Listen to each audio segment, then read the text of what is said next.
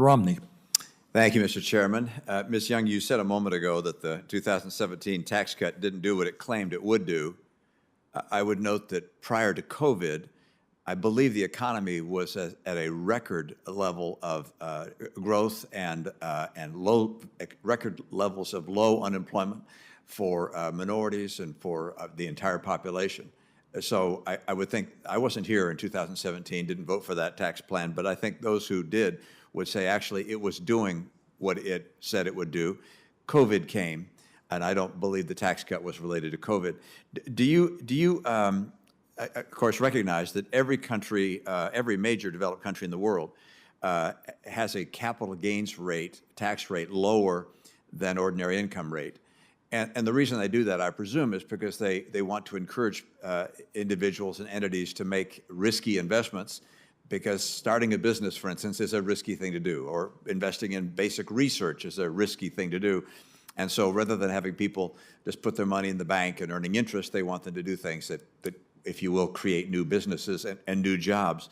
The President's plan suggests that we're not going to have a lower tax rate for capital gains. Do you believe there's a relationship between growth and capital gains tax rates? Senator Romney, clearly we have maybe a difference of opinion on capital gains.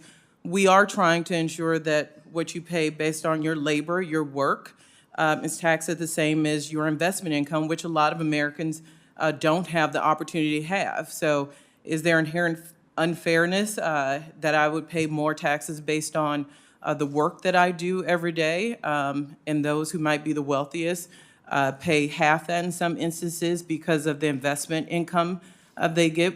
We clearly think so, and we think those things should be more equal. So you think that unlike every other developed country in the world, we should have the same tax rate, or actually a higher tax rate, for investment in risky startup businesses and so forth than we do for ordinary income?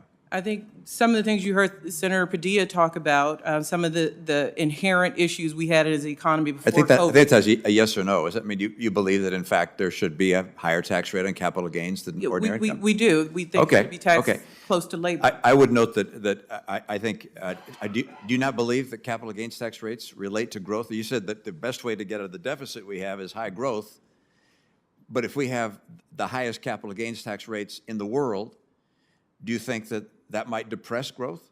We think middle class is an avenue to growth, and this would allow us to put more income or resources into infrastructure, into education, rather than allowing the wealthy to pay, in some instances, half or even less than half of working Americans. Well, don't forget that the top 10% earners in America are paying 71% of the income tax.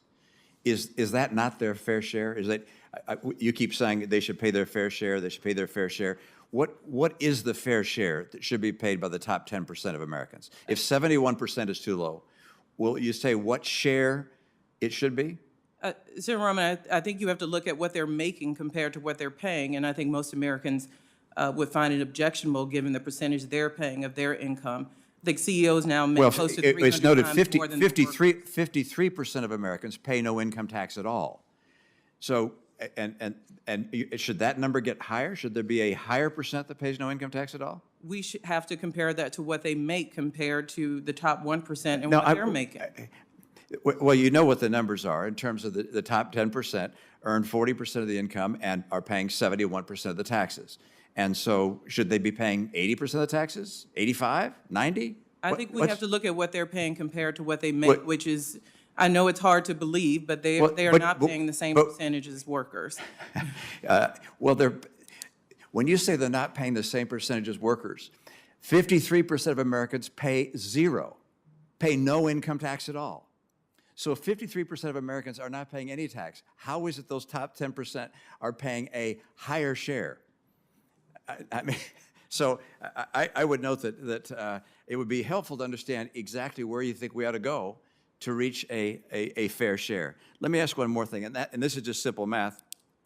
I guess my time's almost up, and that is, you're proposing that the capital gains tax be applied at death, that the so-called tax run-up at death the tax adjustment at death is eliminated and they should pay a capital gains tax.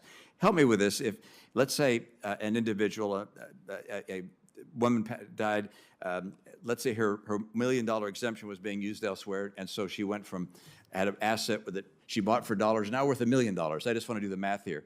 So she would then pay the capital gains tax of 43.4% on that $1 million, as I understand it, which would be $434,000.